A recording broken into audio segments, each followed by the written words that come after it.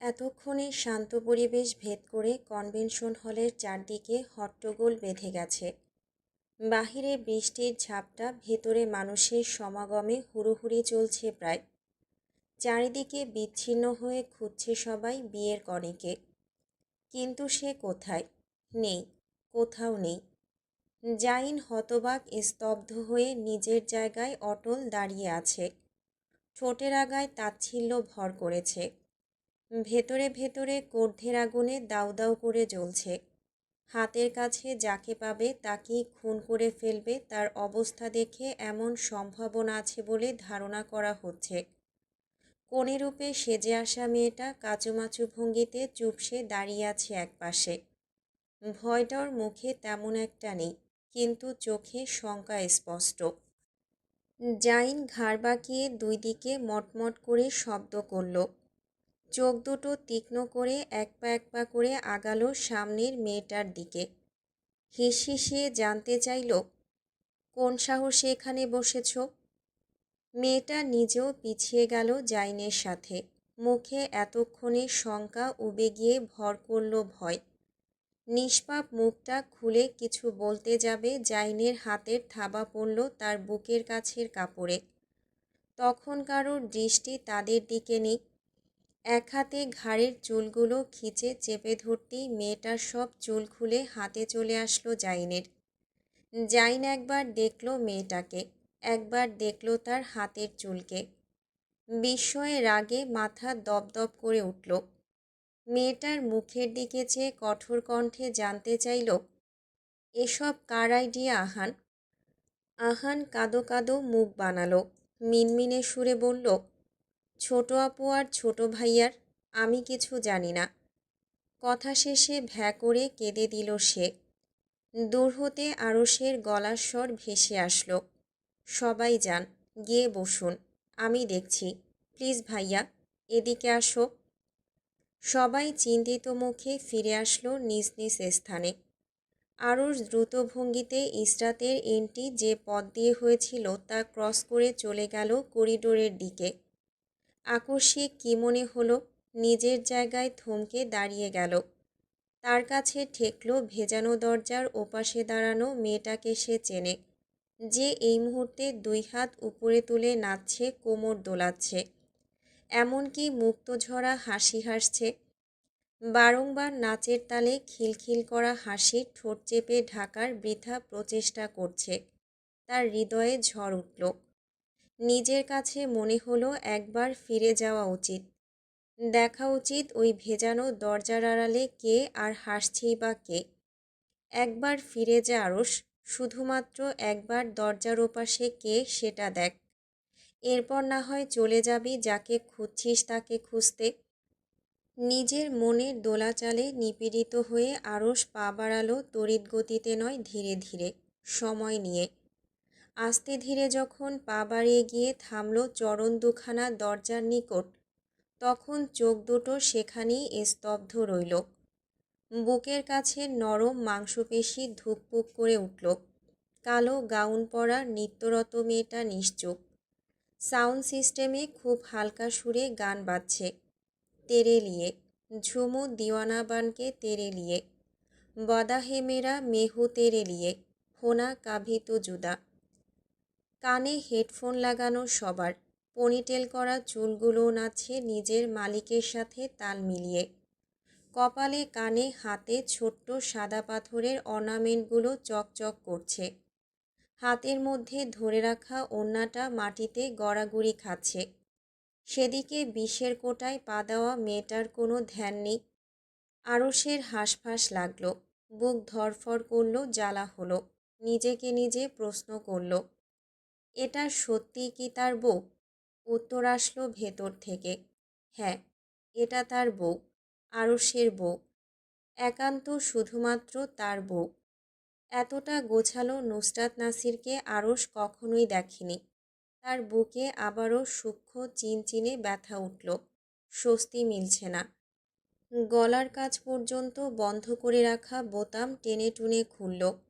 দুই পাশে মাথা ঝাড়ল মাতালের মতো করে। নাক টেনে শ্বাস নিল। হাঁসফাঁস করল শ্বাসকষ্টের রোগীর মতো।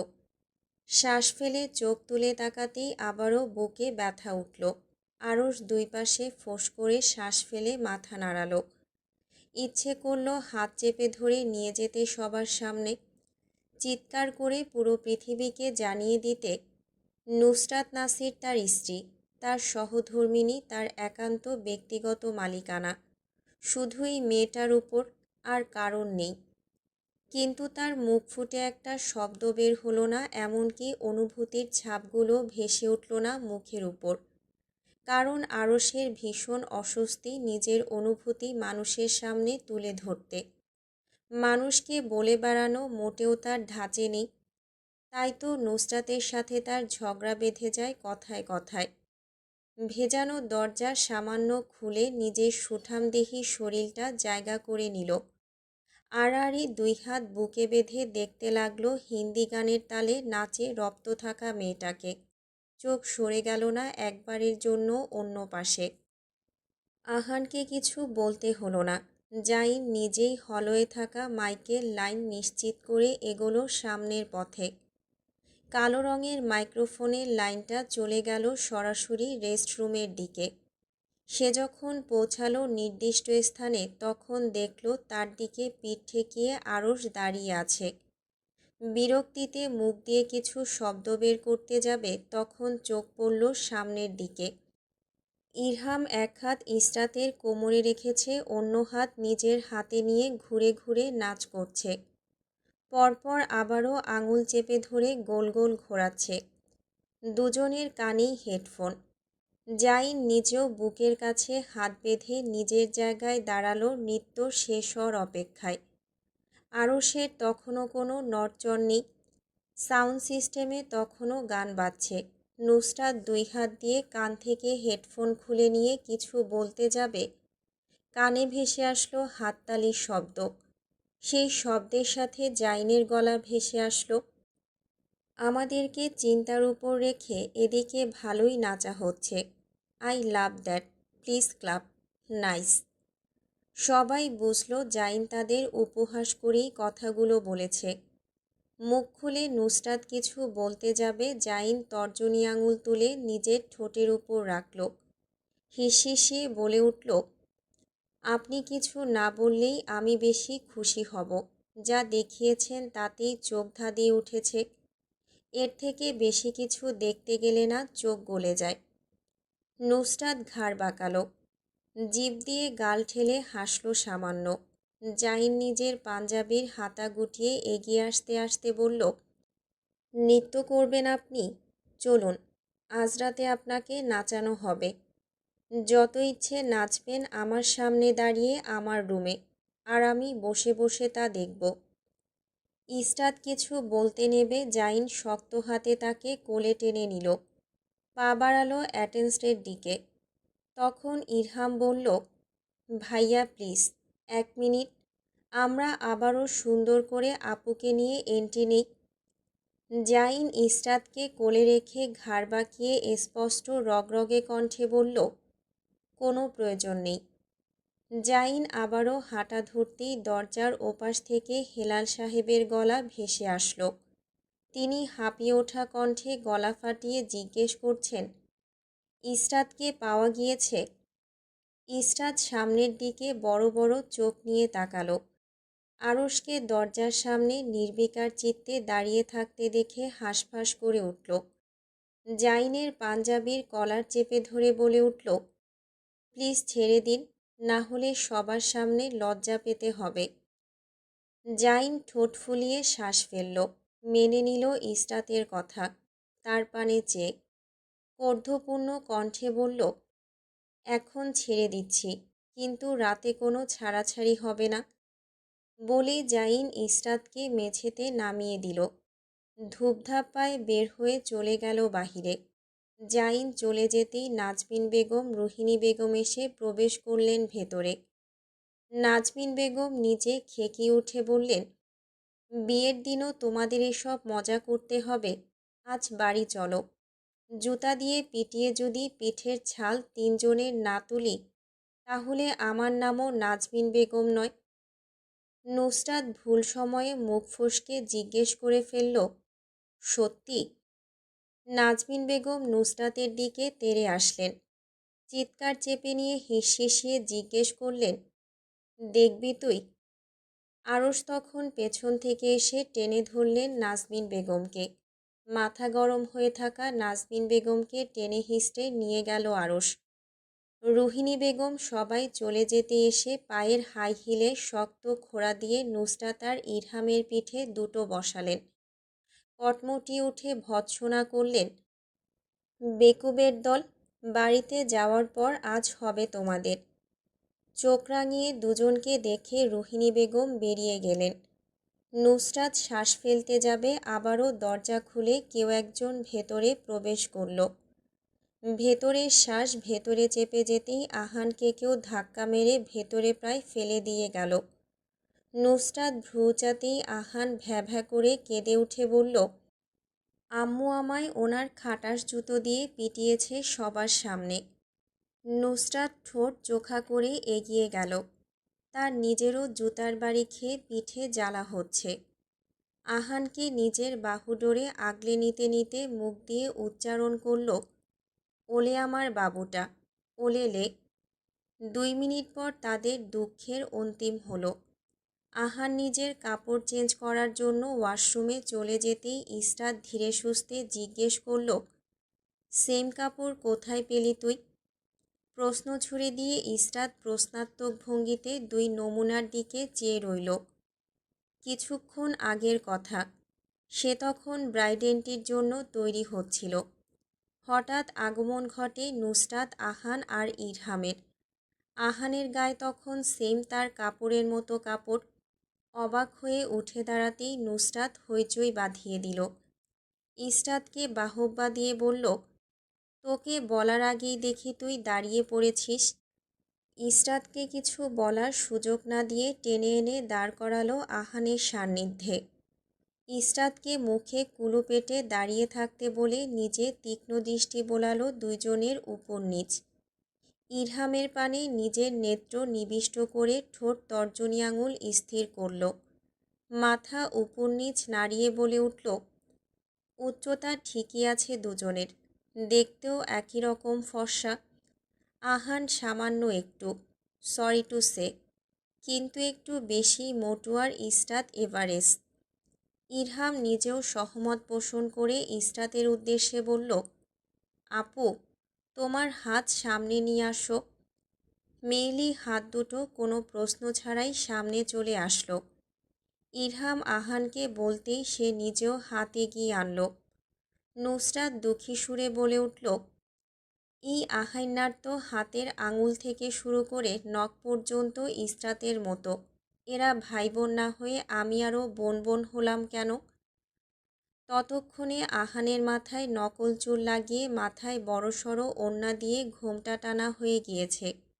সুরভিয়ার মমর গলার আওয়াজ বাহির হতে পেতেই নুসরাত ইসরাতকে ওয়াশরুমের ভেতর ঠেলে ঢুকিয়ে দিল। ওদেরকে প্রবেশ করতে দেখে স্বাভাবিক ভঙ্গিতে ওদের সামনে নুসরাত ইরহাম দাঁত কেলিয়ে হাসার চেষ্টা করল, কিন্তু দুজনের একজনের কাছে লাগলো না স্বাভাবিক হাসি। সন্দেহজনক কিছু আশেপাশে না দেখে পেছনে গিয়ে চেপে ধরল তারা কনিরূপী আহানকে। নুসরাত আহানের হাত চেপে ধরে হাঁটা ধরল। তার নিজের কাছেই ঠেকল তার হাতের থেকে আহানের হাত মোলায়েম। ভালোই হয়েছে, কেউ আহানকে সন্দেহ করবে না। কিন্তু নুসরাত সবাইকে বোকা বানাতে পারলেও জাইনকে বোকা বানাতে পারল না। সে প্রথম থেকেই সন্দেহ করতে লাগলো। শেষ মুহূর্তে একবার কবুল বলে এসে চেপে ধরল আহানকে। আহান তো ভয়ে প্রথমে ওখানে যেতেই চাইছিল না, কিন্তু নুসরাতের ভরসায় সে ওখানে গিয়েছে। সবার চোখে ধুলো দিয়ে ইরহাম মাইকের লাইন টেনে এনেছিল রেস্টরুমে। যখন কবুল বলার সময় আসবে তখন যেন ইসরাতি মাইকে কবুল বলে। আহানের হাতে এমনি লাইন বিশিষ্ট মাইক্রোফোন তারা ধরিয়ে দিয়েছিল, যাতে কোনো সন্দেহ না হয়। আর সন্দেহ হবে কেন? গত 15 দিন যাবৎ এই প্ল্যান করেছে তারা দুজন মিলে। শেষ মুহূর্তে মেয়ে হিসেবে অ্যাড করেছে আহানকে, আর ইসরাতকে এসব কাণ্ড ঘটানোর আগেই মাত্রই জানিয়েছে। ইসরাত অনেকবার না করতে গিয়ে থেমে গিয়েছে, কারণই দুজনের প্রতি সে অনেক দুর্বল।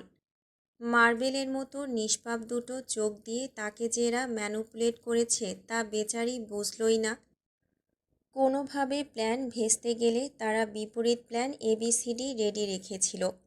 শুধুমাত্র জাইনের জন্য পুরো প্ল্যান বিগড়ে গেল। তবুও যতটুকু মজা পেয়েছে অতটুকুই অনেক বেশি। কিন্তু এবার যা পিঠে পড়বে তাও দারুণ মজার হবে। ইসরাত কবুল বলার পর মাইক অফ করা হয়নি, তাই বাহিরে কি হচ্ছে তা সব ধ্বনিত হয়ে ফিরে এসেছে এই রুমে। আতঙ্কিত চোখ মুখ নিয়ে ওদের পানে ফিরে চাইতেই দুটো তার কানে হেডফোন লাগিয়ে দিল। বলল, no tension, just chill bro. Israt কিছু বলতে নেবে ইলহাম তার কোমর টেনে ধরে নিজের সাথে হেলে দুলে পা মিলাতে বাধ্য করল। এমনকি নুসরাত ইরহামের কানে হাই ভলিউম ব্যবহার করে গান বাজিয়ে দিল। কানের কাছে বাহিরের হইচইপূর্ণ পরিবেশ আঘাত হানতে পারল না। নুসরাত নিজেও কানে হেডফোন লাগিয়ে র্যাপারদের মতো মাথা নিচের দিকে নামিয়ে কোমর দুলিয়ে নাচতে ব্যস্ত হলো। ইসরাতের গভীর চিন্তাকরণে ব্যাঘাত ঘটল ইরহাম আর নুসরাতের হাসিতে। দুজনে হাই ফাইভ করল। হাতের তালুর ঘর্ষণে শব্দ হলো। তা রুমের ভেতর প্রতিধ্বনি হয়ে আবারও ফিরে আসলো। নুসরাত বলল, অনেক কষ্টে জোগাড় করেছি, 5,000 টাকা খরচ হয়েছে, কিন্তু প্ল্যান তো সফল হয়েছে, ওইটাই মেন কথা। ইসরাত না চাইতেও সামান্য হাসল। আবারও দরজায় করাঘাতে তাদের কান সজাগ হলো। অক্ষিকোটর ঘুরিয়ে পেছনে ঘাড় বাঁকাতেই সুরভি আর মম ফুঁসিয়ে ফুঁসিয়ে এসে প্রবেশ করল। মম নিজের দুই হাতের লম্বা লম্বা নখগুলো উঁচু করে আক্রমণাত্মক ভঙ্গিতে ইরহাম আর নুসরাতের দিকে এগিয়ে আসতে আসতে চিৎকার করল, আজও তোদের খবিশগিরি করতে হবে, বেয়াকুফ। ইরহাম মমর কথায় কর্ণপাত করল না। তার দুই নয়ন তো স্তব্ধ হয়ে গিয়েছে সামনের সৌন্দর্যে। প্যাস্টেল গ্রিন কালার শাড়ি পরিহিত সুরভির পানে, কপালে ছোটোখাটো সাধারণ একটা টিকলি, হাতে ব্রেসলেট, তাও আবার সৈয়দ চয়েসের মোস্ট এক্সপেন্সিভ। হয়তো নুসরাত দিয়েছে। এটা মনে হতেই আনমনে হেসে উঠল ইরহাম। নুসরাতের মতো কিপটামি করা মেয়েও সুরভিকে এটা দিয়েছে। ভাবতে গেলেই ইরহামের কীরকম একটা অনুভূতি হয়। শুভ্র মুখে কৃত্রিম মেকআপের ছড়াছড়ি, টানা টানা চোখ দুটো আজ আরও বেশি আকর্ষণীয় লাগছে। কারণ কি? সুরভি আজ চোখে আইল্যাশ লাগিয়েছে। ইরহাম আরেকটু পরখ করল। মেয়েটা কাজল দিয়েছে চোখে। শুভ্র বর্ণের মুখে চোখে পরিহিত কাজলটা যেন ভয়াবহ হয়ে উঠেছে।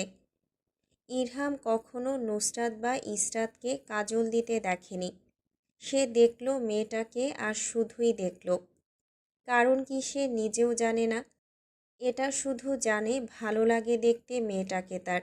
পরেই ভালো লাগা কতদূর গড়াবে তা সে জানে না। কিন্তু এখন শুধু মেয়েটার প্রতি ভালো লাগা কাজ করে।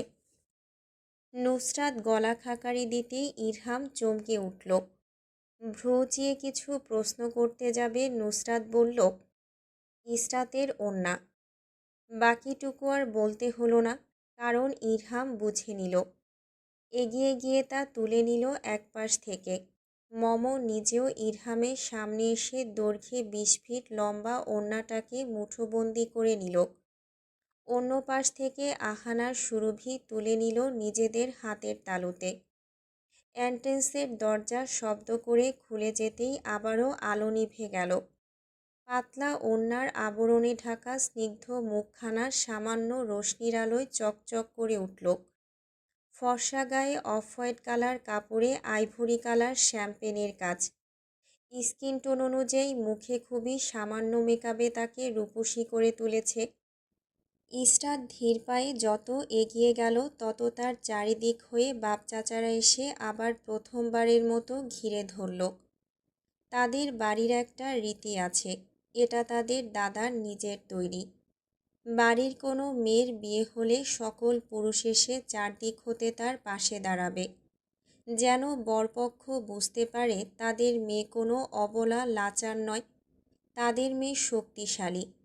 মাথার উপর দিয়ে সাজানো ভিন্ন ভিন্ন আলোর উপর দিয়ে শব্দ করে ড্রোন উঠছে। মমর হাতে ওড়নার দায়ভার ছেড়ে দিয়ে ইরহাম আহান চলে গেল সামনে।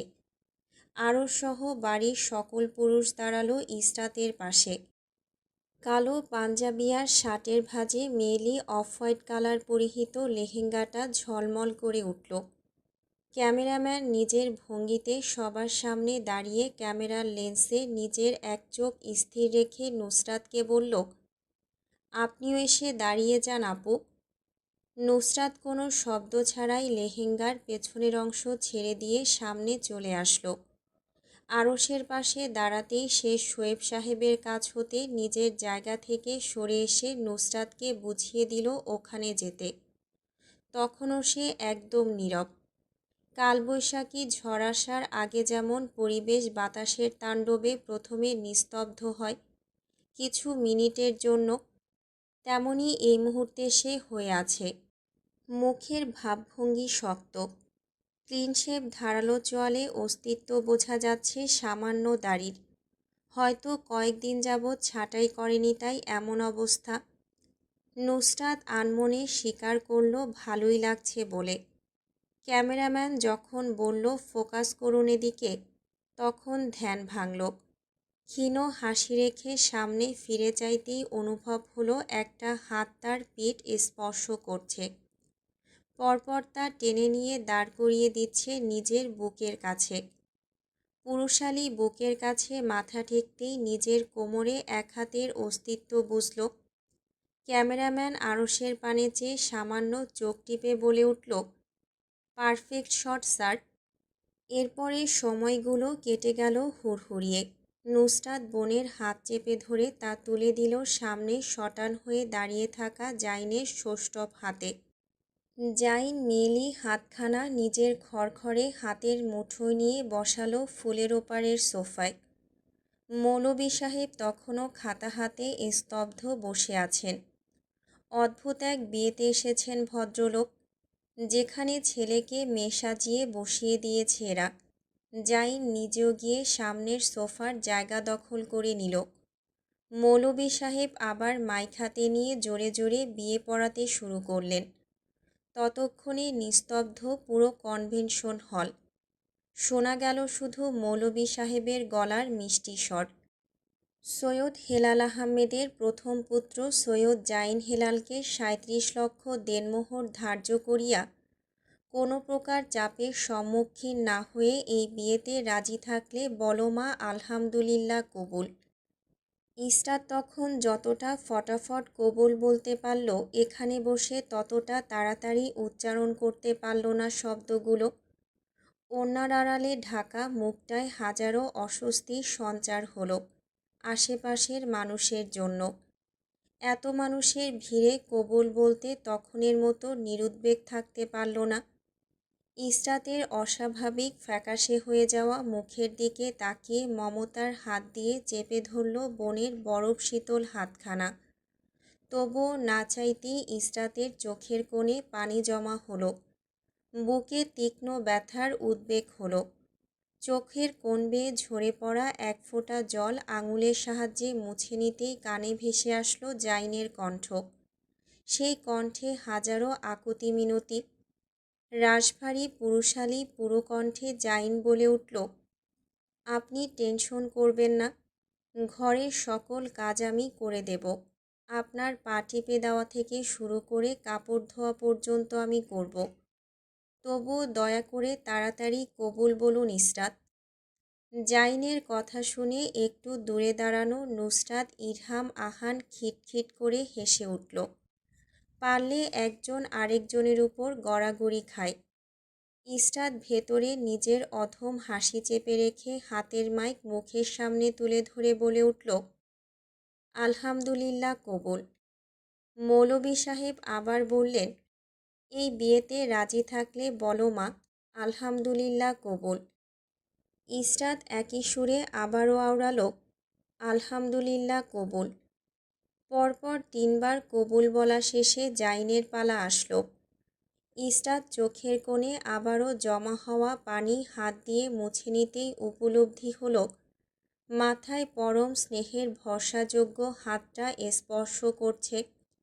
মুখ উঁচিয়ে চাইতেই বাবা নামক লোকটা চোখ দিয়ে ভরসা দিলেন সাথে আছেন বলে।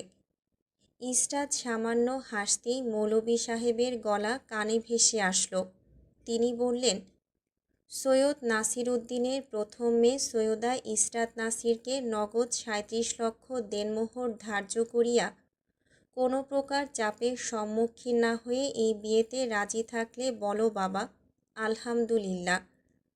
পরেরটুকু শেষ করার আগেই সে বিনা দ্বিধায় নিজের গম্ভীর পুরুষালী সুরে বলে উঠল, আলহামদুলিল্লাহ, কবুল কবুল কবুল। মৌলভী সাহেব হাতের মাইকে বলে উঠলেন, আমাদের বর বিয়ের জন্য মনে হচ্ছে একটু বেশি অধৈর্য। ওনাকে একবার বলতে বলা হলোই না কবুল বলার জন্য, আর উনি ৩বার বলে ফেললেন। মৌলভীর কথায় সবাই ঠোঁট টিপে হেসে উঠল। নাসির সাহেব রেজিস্ট্রি পেপার এগিয়ে দিতেই সেখানে জাইন সিগনেচার করল তড়িৎ গতিতে। পরপর তা হস্তান্তর করা হলো ফুলের ওপাশে বসে থাকা ইসরাতের নিকট। সে কাপা হাতে নিজের নাম লিখতেই উকিল নিজের হাতে রেজিস্ট্রি পেপার নিয়ে ঘোষণা করলেন, আজ থেকে আইনত সম্পূর্ণভাবে সরকারের দৃষ্টিতে এই বিয়ে বৈধ। উকিলের কথা শেষ হতেই জাইন উঠে দাঁড়ালো নিজের জায়গা থেকে।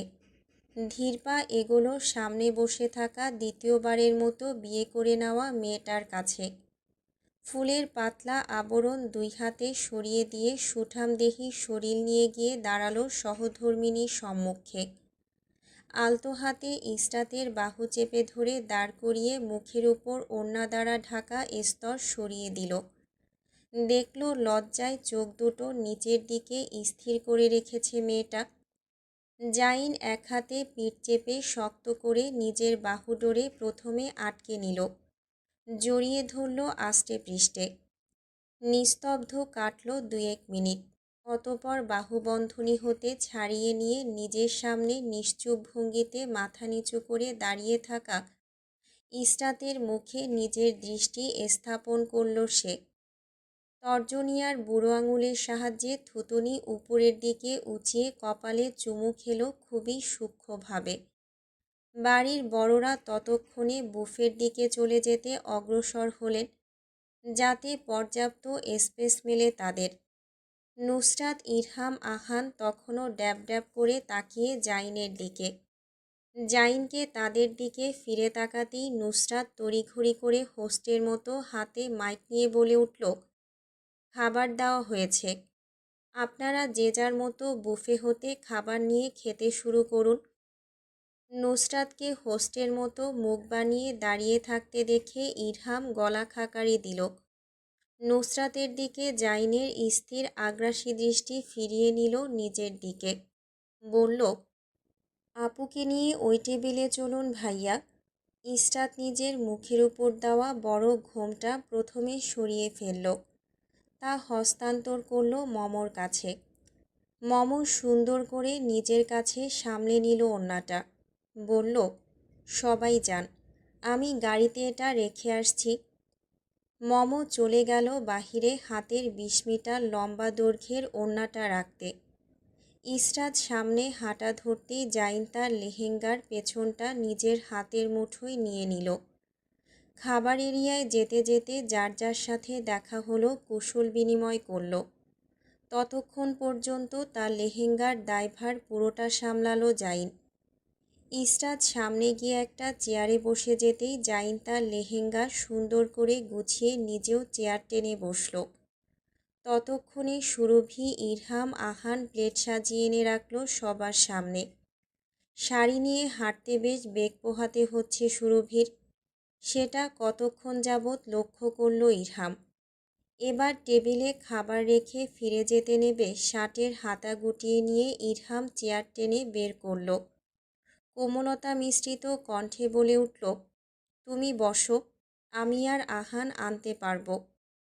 সুরভি দ্বিধা নিয়ে না করতে যাবে, ইরহাম তার পূর্বেই আদেশ দিয়ে বলে উঠল, বসো, আমরা পারব। ধমক মিশ্রিত কণ্ঠ ইরহামের। সুরভি আর কোনো দোনামোনা করল না। ইরহামের অস্বাভাবিক দৃষ্টি নিজের উপর ঘূর্ণায়মান দেখে বসাই শ্রেয় মনে হলো তার নিকট। কিছুক্ষণের জন্য হলেও তো এই দৃষ্টির হাত থেকে সে মুক্তি পাবে। সুরভি চেয়ারে বসতেই ইরহাম চেয়ারের হাতল হতে হাত সরিয়ে নিল। ইন করে পরিহিত শার্টের অন্য হাতের হাতা গুটিয়ে নিয়ে বুফের দিকে হাঁটা ধরল। মৃন্ময় নিজের বাবা নিহাল মির্জার সাথে থম মেরে দাঁড়িয়ে আছে একপাশে। তাদের কানে পৌঁছায়নি এখনও খাবারের কথা। বিয়েবাড়িতে এসে কনের জায়গায় নকল চুল পরিহিত ওই ছেলেরূপী মেয়েকে দেখে মৃন্ময় আর তার বাবা দুজনেই স্তব্ধ নির্বাক। হঠাৎ তাদের সম্মুখীন হলেন হেলাল সাহেব। প্রথমে তিনি খেয়াল করলেন না মৃন্ময়কে।